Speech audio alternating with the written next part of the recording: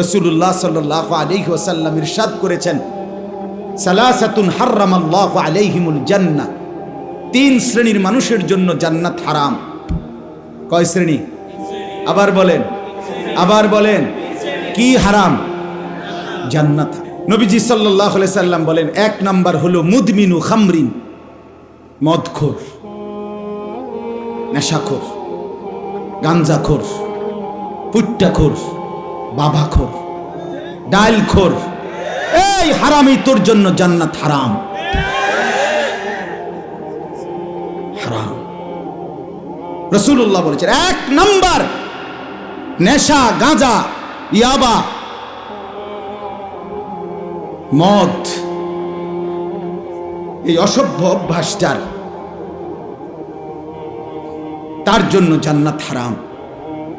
কোরআনুল কারীমের মধ্যে স্পষ্ট আছে, সূরা মায়েদার মধ্যে আল্লাহ তাআলা ইরশাদ করেছেন, ইয়া আইয়ুহাল্লাযীনা আমানু, হে ঈমানদারগণ, ইন্নামাল খামরু, নিশ্চয় মদ, ওয়াল মাইসির, জুয়া, ওয়াল আনসাব, মূর্তি পূজার বেদী, যেখানে মূর্তি পূজা করা হয়, ওয়াল আজলাম, ভাগ্য নির্ধারক তীর, রিজসুম মিন আমালিশ শাইতান, এগুলো একেবারে শয়তানের নিকৃষ্ট কাজ। ফাজতানিবুহু, আল্লাহ বলে এগুলো বান্দা ছেড়ে দাও। ইমানদার মুমিন, তুমি মুসলমানের বাচ্চা, এই যুবক ভাই, তোমার শরীরে পবিত্র মায়ের 2 বছর এক ইমানদার মা তোমারে দুধ খাওয়াইছে। তুমি সিনেমার নর্তকীর হাতে বড় হও নাই, তুমি ইমানদার মায়ের হাতে বড় হয়েছে। ফুটবল ক্রিকেটের খেলোয়াড় তোমার আব্বা না, এক ইমানদার মুসলমান তোমার বাপ। আল্লাহ কোরআনে বলছে, ফাজতানিবুহু, তোমরা একদম ত্যাগ করো, ছেড়ে দাও মদ, জুয়া, লাআল্লাকুম তুফলিহুন, এতেই তোমরা সফল হবে, জান্নাতি হবে, কৃতকার্য হবে, কামিয়াব হবে। এজন্য মদখোর ব্যর্থ। মদখোর কি হয় না? সফল হয় না। নেশাখোর সফল হবে না। এরপরে আল্লাহ বলেন, ইন্নামা ইউরিদুশ শাইতানু আন ইউকিয়া বাইনাকুমুল আদাওয়াতা ওয়াল বাগদাআ ফিল খামরি ওয়াল মাইসির, নিশ্চয়ই মদ এবং জুয়ার মাধ্যমে শয়তান তোমাদের পরস্পরের মধ্যে শত্রুতা, বিদ্বেষ, মারামারি, হানাহানি, হত্যা, খুন তোমাদের মধ্যে ছড়িয়ে দেবে। ওয়ায়াসুদ্দাকুম আন যিকরিল্লাহ, আল্লাহর স্মরণ ভুলায়া দেবে। ওয়া আনিস সালাহ, এবং নামাজ ভুলায়া দেবে। ফাহাল আনতুম মুনতাহুন, আল্লাহ বলে, আমার মুমিন ইমানদার বান্দা, তবুও কি তুমি বিরত হবে না? এত কথা বলার পরও তুমি বিরত হবা না? ছাড়বা না মদ, ছাড়বা না জুয়া? সরাসরি আল্লাহ বলছে, কোরআনুল কারীমের স্পষ্ট বর্ণনা। এবার আসেন রাসূলুল্লাহ সাল্লাল্লাহু আলাইহি সাল্লামের হাদিস। আল্লাহর নবী সাল্লাল্লাহু আলাইহি সাল্লাম বলেন, লা তাশরাবিল খামরা, নবীজি বলছে মদ খেও না। ফাইন্নাহা উম্মুল খাবাইস, সমস্ত অশ্লীলতা, বেহায়াপনা, অসভ্যতা, নোংরামির মূল আল্লাহর নবী বলেছেন মদ। উম্মুল খাবাইস, সমস্ত খবিসের মূল, খবিসের মূল। স্পষ্ট কথা বলছি বাপ, আপনাদের সচেতনতার জন্য। রাসূলুল্লাহ সাল্লাল্লাহু আলাইহি সাল্লামের হাদিসের দ্বারা স্পষ্ট বোঝা যায়, যেখানেই নেশা, যেখানেই মদ, যেখানেই নেশা, প্রতিটা নেশাখোর, সাফ মনে রাখেন, আমার ভাই বসেন, 1 মিনিট বসেন, পরে উঠাইয়েন, আপনি এখন শুনেন মনোযোগ। যেখানেই নেশা, মনে রাখবেন, যেখানেই মদ, যেখানেই নেশা, কসম খোদার, সেখানেই জেনা, সেখানেই ব্যভিচার। প্রত্যেকটা নেশাখোর জেনাখোর, প্রত্যেকটা মদখোর ব্যভিচারী। যার হাতে মদের বোতল, সে নারী ছাড়া সুখ পায় না, সে ব্যভিচারী, সে দুশ্চরিত্র, সে জেনাকার। নেশার দ্বিতীয় ধাপ, নেশার পরের লাইন জিনা, ব্যভিচারী। যেখানেই মদ, যেখানেই ইয়াবা, যেখানেই নেশা, সেখানেই জিনা। গত 1 সপ্তাহে, কয়দিনে জাহাঙ্গীরনগর ইউনিভার্সিটির যে নারী ধর্ষণের ঘটনায় সারা দেশ তোলপাড়, তার পিছনে এটাই মূল কারণ, ইয়াবা। ই আবার হিসাব কিতাব বনে নাই, গণধর্ষণের শিকার নারী। এই জন্য নেশাখোর ব্যভিচারী, নেশাখোর মানে ধর্ষক। সাফ কথা। আরো ভয়ঙ্কর কথা শুনবেন, নবী সাল্লাল্লাহু আলাইহি সাল্লাম বলেন, ওমান শারিবাল খামরা, যে নেশা করে, মদ খায়, আবার ট্যাবলেট নেয়, এইগুলো তারা কাসসালাহ, তার নামাজ ছুটে যায়। এটা তো আছেই। সবচেয়ে ভয়ানক কথা, আমার এটা বলতেও শরীর শিহরে ওঠে, ওয়া ওয়াকা আলা আম্মাতিহি ওয়া খালাতিহি। নবীজি সাফ বলছেন যে নেশা করে সে অচিরেই আপনজন, ঘনিষ্ঠজন, আপন মামি, ফুফি, খালা, আপন মামাতো বোন, ফুফাতো চাচাতো বোন, আপন রক্তের এই ঘনিষ্ঠ মানুষদের সাথে জিনা এবং ব্যভিচার করতে উদ্যত হয়।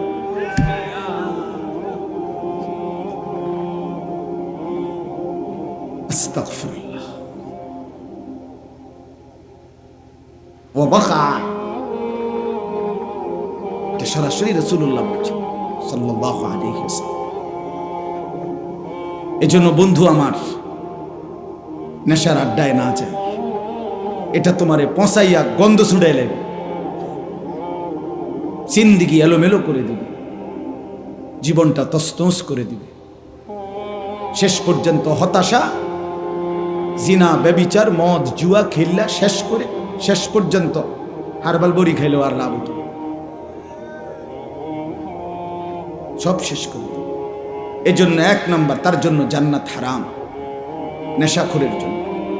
2 নাম্বার, আকুল ওয়ালিদাইন, পিতা মাতার অবাধ্য সন্তান, যে মাকে কষ্ট দেয়, যে বাবাকে কষ্ট দেয়, যে পিতা মাতার সাথে উত্তম আচরণ করে না, পিতা মাতার সাথে সদ্ব্যবহার করে না, তার জন্য জান্নাত হারাম। আমাদের বাংলাদেশের একজন বুজুর্গ আছেন, যিনি একজন নিভৃতচারী মানুষ, আড়ালে থাকেন, যিনি কোনোদিন মাঠে ময়দানে মঞ্চে স্টেজে কখনোই উঠেন না, যিনি কখনোই কোনোদিন একটা ছবি তুলতেও দেন না, ভীষণ প্রচার বিমুখ, নীরব এক সাধক আলেম, বাংলাদেশের আল্লামা আবু তাহের মিসবাহ আদিব সাহেব হুজুর বলে ওনাকে। ছোটবেলায়, আজ থেকে 30 বছর আগেও আমরা ছোট্টবেলায় মাদ্রাসায় পড়ার জীবনে যার আরবি কিতাব এসো আরবি শিখি পড়ে আরবি শিখার হাতে ঘড়ি, সেই মহান মানুষটা আল্লামা আবু তাহের মিসবাহ। মজার বিষয় হলো আমাদের কুমিল্লার সন্তান, চান্দিনার, আলহামদুলিল্লাহ। বাংলাদেশে তাকে যদ্দূর চেনে, গোটা আরব তাকে, আরবের সমস্ত উলামায়ে কেরাম তাকে তার চাইতে 100 গুণ বেশি চেনে। সেই সোনার মানুষ আল্লামা আবু তাহের মিসবাহ তার এক লেখনীতে বলছিলেন, একটা সুন্দর শিরোনাম দিছিলেন, মাকে রাজি করো, দুনিয়া আখেরাতের কোথাও আটকাবে না। মায়ের মুখে হাসি ফুটায় দাও, মায়ের মুখের এক হাসি তোমার দুনিয়া আখেরাত পার করে দিবে। মাকে রাজি করো, দুনিয়া আখেরাতের কোথাও আটকাবে না। এই আকুল ওয়ালিদাইন, পিতা মাতার অবাধ্য সন্তান জান্নাতে যাবে না। 3 নম্বরে, যেটার জন্য মূলত আমি কথা বাড়ায় ফেললাম, যেই উদ্দেশ্যে আমি বলছিলাম, অদ্দাইয়ুস। 3 নম্বর হলো দাইয়ুস আল্লাযী ইউকিররু আহলাহু আল খুবুস। এই যে সরাসরি হাদিস, নবীজি বলছেন, এবং দাইয়ুসের জন্য জান্নাত হারাম।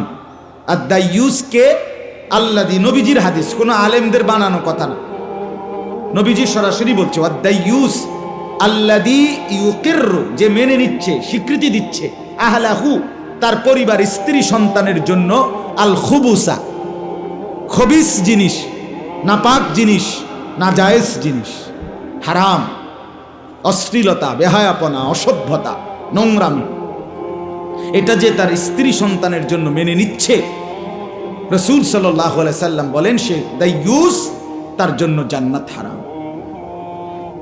এই জন্য চাচা, হিসাব করে যাইয়েন, কবর হিসাব করে যাই। মৃত্যুর সময় ঘরে একটা রঙিন টেলিভিশন রেখে যাচ্ছেন, ছেলে মেয়ে সবগুলোর হাতে বড় মোবাইল, আপনি ঘুমান পাশের রুমে, ওরা সারা রাত মোবাইলে অশ্লীল উলঙ্গ ছবি দেখে। জিনা ব্যভিচারের দৃশ্য দেখে। খোদার 365 দিন, একটা বছর পার হয়ে যায়, 16 বছর 18 বছরের ছেলেটা মেয়েটা কোনোদিন খোদার 365 দিনে, এক বছরে কোনো দিন ফজরের নামাজ পড়ে না। মুসলমানের ঘরে ঘুমায়া, মা বাপ জীবিত মুসলমান, অথচ সেই ঘরের ছেলেটা মেয়েটা আজকে একটা বছর কোনো দিন ফজরের নামাজ, ওয়াক্ত হয় কখন, সময় হয় কখন, ফজরের জামাত কয়টায় সেটাও জানে না। এক বছরে খোদার একটা দিন কোনোদিন ফজরের নামাজ পড়ে না। আহা মুসলমান, এত বড় অসভ্য, এত বড় জানোয়ার, এত বড় নির্লজ্জ বেহায়া মুসলমানের ঘরে কেমনে ঘুমায়? ওই বাপ কি করে, ওই মা কেমনে ঘুমায়? সে ঘর মুসলমানের ঘর কেমনে হইল? ওই বাবার চোখে ঘুম আসে কেমনে? ওই মা চোখে ঘুম আসে কেমনে? হায়, আমার সন্তানের পরিণতি কি হবে? আমার মেয়েটার পরিণতি কি হবে? আমার 16 বছরের 18 বছরের মেয়েটা আপনার প্রতিদিন রঙ্গরসে টাইট কাপড় পরে সাইজা গুইজা হরেক রকমের বাহারি প্রসাদনী সাজসজ্জা করে আপনার মেয়েটা রাস্তায় বের হয়। আপনি বুঝেন না, আপনি সিরা খান, আপনি কিছুই বুঝেন না সে কই যায়, কি করে, তার এই যৌবন কে দেখবে? আপনি বুঝেন না কিছু। রাস্তার দুই পাশে কিছু লম্পট খারাইয়া মুত্তা ফানি লয় না, এরম অসভ্য কিছু বখাটে দুশ্চরিত্র যুবক রাক্ষসের দৃষ্টিতে, উপভোগের নজরে, উপভোগের তামাশায় আপনার মেয়েকে, স্ত্রীকে দেখছে। এই অসভ্যতার জন্য এই বেটি রাস্তায় বের হচ্ছে। আপনার হায়া কোথায়? লজ্জা কোথায়? শরম কোথায়? আত্মমর্যাদা সম্পন্ন পুরুষ, খোদার কসম, রাসূলুল্লাহর হাদিস এটা, যার ভিতরে গায়রত আছে, গায়রত এটা আরবি শব্দ, আত্মমর্যাদা, আত্মসম্মান, প্রেস্টিজ কনসার্নড, আত্মসম্মান যার আছে, আত্মমর্যাদা যার আছে, খোদার কসম, রাসূলুল্লাহর হাদিস, সেই ব্যক্তি স্ত্রী মেয়ের, নিজের স্ত্রী কন্যা বোনের বেপরদেগি মেনে নিতে পারে না। দৈন্তান্না। এই জন্য যেই পুরুষ, যেই স্বামী তার স্ত্রী কন্যার, মেয়ের, বোনের বেপর্দা জিন্দিগি মেনে নিচ্ছে, সে বেগায়রত, আত্মমর্যাদাহীন। এটা একটা ফেলাস্টিক, ফেলাস্টিক, এটা বেডিও ফেলাস্টিক, বেড়াও ফেলাস্টিক। হ্যাঁ, ও হুজুরে কইছে প্যারালাইজড। এটা অপদার্থ, অকর্মণ্য। হযরত সাদ ইবনে মুআজ রাদিয়াল্লাহু তাআলা আনহু একদিন নবীজিকে বলছে, ইয়া রাসূলুল্লাহ, আমি যদি কোনোদিন আমার স্ত্রীকে দেখি পর পুরুষের সাথে 1 মিনিটের জন্য কথা বলছে, আমি আমার তরবারি খাপ থেকে বের করে এক কোপে গর্দান ফেলে দেব। সাহাবীরা, হাদিসে আছে, সাহাবীরা চিৎকার করে উঠছে আল্লাহু আকবার কইয়া খুশিতে। আরে কইল কি রে বেটা? নবীজি তখন, হাদিস আছে, নবীজি সাল্লাল্লাহু আলাইহি সাল্লাম বললেন, আতাজাবুনা মিন গায়রাতি সাদ, আরে তোমরা আমার সাদের গায়রত, আত্মমর্যাদা দেখে অবাক হলা? অবাক হলা? তখন নবীজি বলছে, ওয়াল্লাহি আনা আগিয়ারু মিনহু, আমি মুহাম্মদ আমার সাদের চাইতে আরো বেশি গায়রতওয়ালা, আত্মসম্মানওয়ালা। এরপরে বলছে, ওয়াল্লাহু আগিয়ারু মিন্নি, আর আমার আল্লাহ এর চাইতে বেশি, আমার চাইতে বেশি আত্মসম্মানওয়ালা আমার আল্লাহ।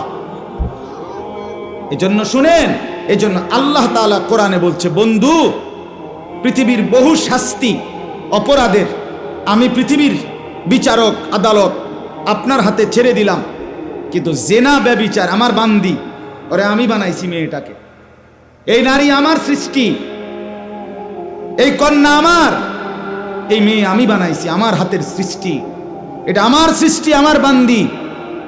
তার সাথে যখন কেউ জেনা ব্যভিচার করে, এই পুরুষ নারীর শাস্তি বিচার আমার গায়রতে লাগে।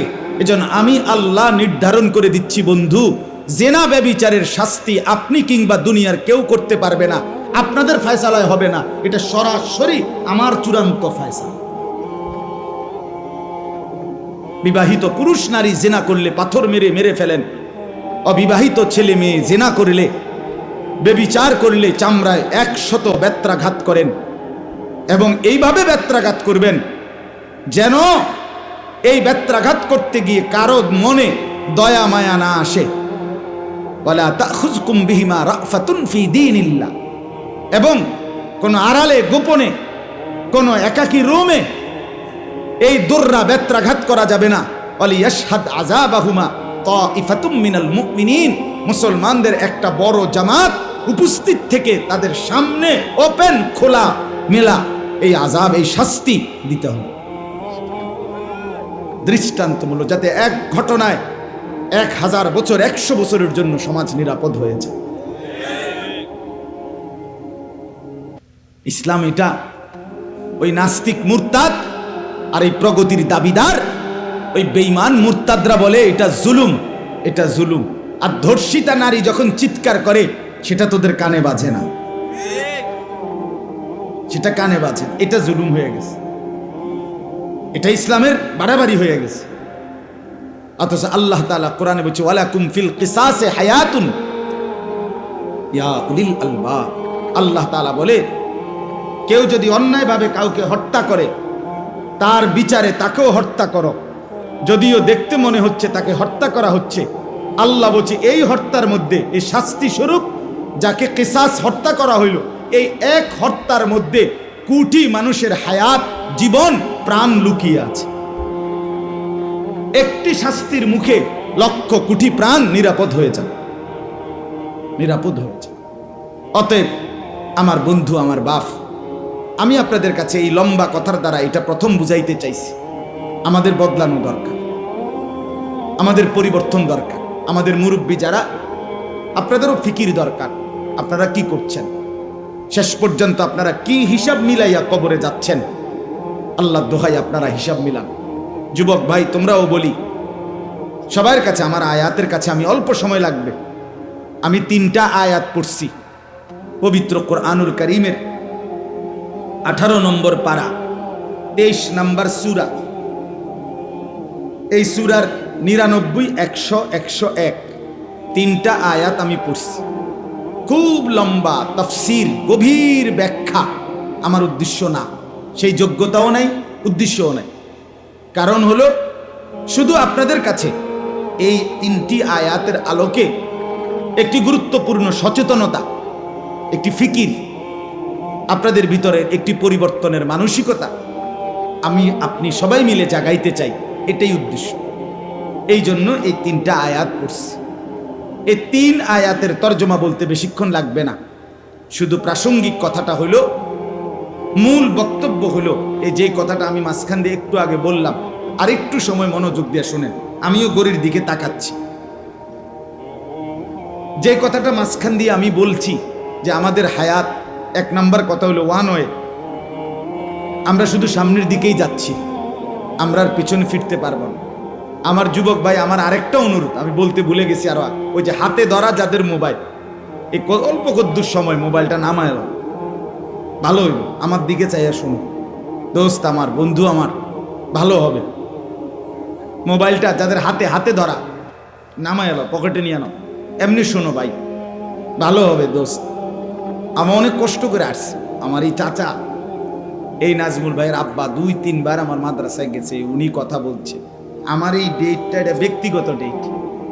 মূলত আমি সোমবার দিন মাদ্রাসায় থাকি, ওইদিন মাহফিলে যাই না। এটা আমার একটা ব্যক্তিগত ডেট। মূলত আমার মাদ্রাসার অনেকগুলো কাজ থাকে আমার ব্যক্তিগত। এই ডেটটা আমি আমার কোনোভাবে কোনো খালি ছিল না, ডাইন বাম করার সুযোগই পাচ্ছিলাম না। কিন্তু ওনার চেহারার দিকে তাকাই আমার মায়া লাগছে যে এতটা মুরব্বী বয়স্ক মানুষ চাচা আসছে, সরাসরি সেই ময়নামতি সাবের বাজার মাদ্রাসায় গেছে। আমার তারেক ভাই, আবু তাহের ভাই আমার সাথে আসছে। তো আমি আমার ব্যক্তিগত ডেটটা দিছি মূলত।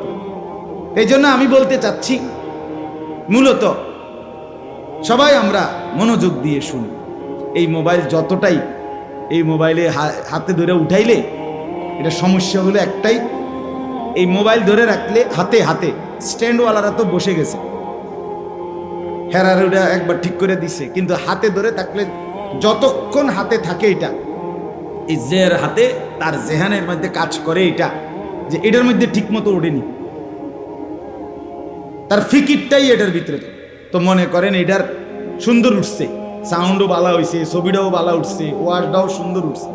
এরকম 50,000 ওয়াজ মোবাইলে সুন্দর করে উঠার পরে হাসরের ময়দানে ফেরেশতার হাতে এই মোবাইলটা জমা দিলেই তো জান্নাত, ঠিক না? তাইলে এটার মধ্যে সাজলে কি লাভ হবে? আমার জিন্দিগিতে সাজবে কখন? আমার জীবনে আসবে কখন? আমি বদলাবো কখন?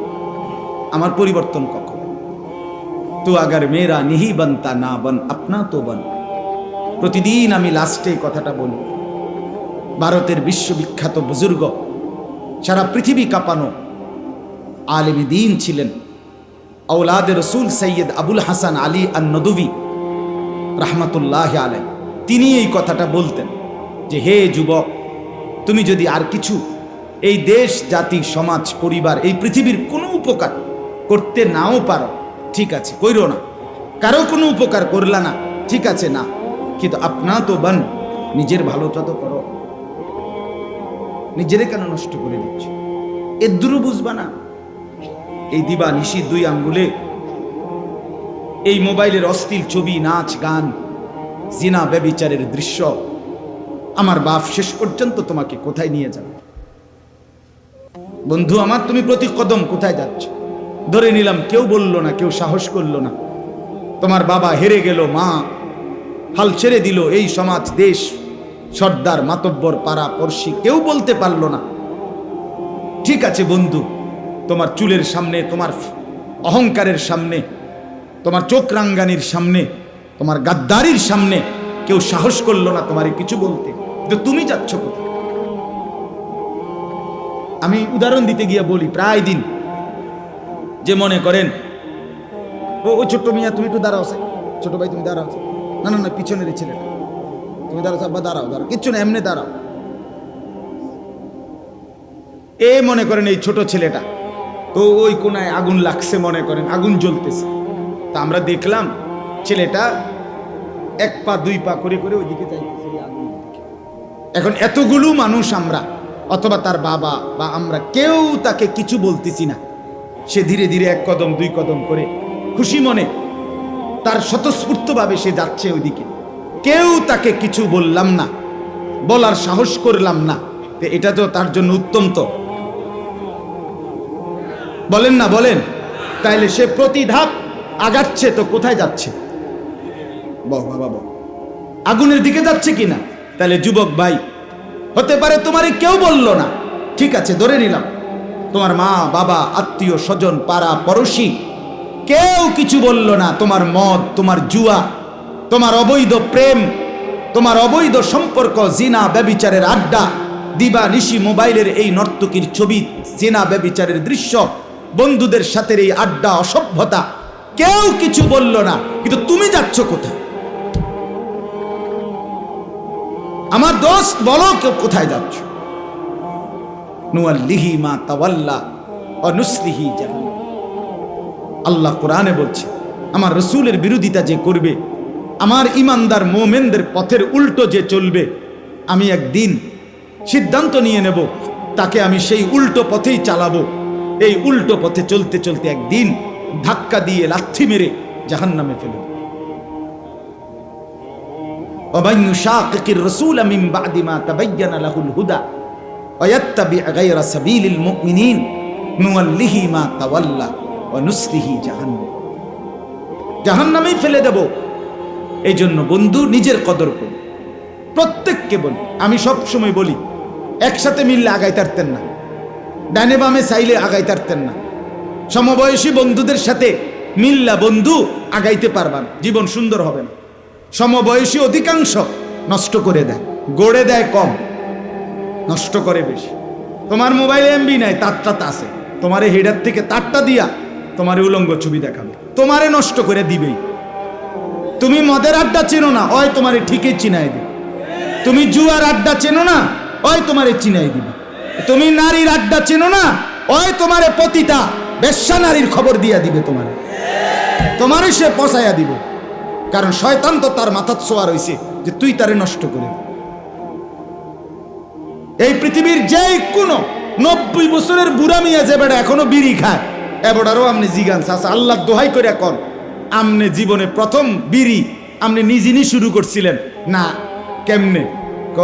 কইও না, আমি তো জীবনও এটা খাইলাম না। হইলে আমার লগের একতে 2বার 4বার কইতে কইতে 2 টান 1 টান খাওয়াইতে খাওয়াইতে এই যে বদ অভ্যাস হয়েছে, আত্মফাটতেছি না সঙ্গ। কোন বন্ধু তারে নষ্ট করে দিছে। এবার প্রত্যেকটা পাপের সহযোগী কোনো না কোনো সমবয়সী হয়। এই জন্য বললাম, আমি প্রতিদিন বলি যে ফার্স্ট হয় সে কিছুটা নির্দয় হয়, মানে দয়া কম হয় তার। অর্থাৎ এই হলো যে একসাথে যে দৌড় শুরু করছে সে সবাই পিছনে রাইখা সে এগায়া যায়, কারণ তাকে ফার্স্ট হইতে হবে। এখানে সে যদি ফিকির করে আমি সবাই লইয়া আগামু, তাহলে হইতো না, হেতে ফার্স্ট হইতে পারত। এই সময় তার একটু মায়া দয়া কম থাকতে হয়, কারণ তাকে কি হইতে হবে? ফার্স্ট।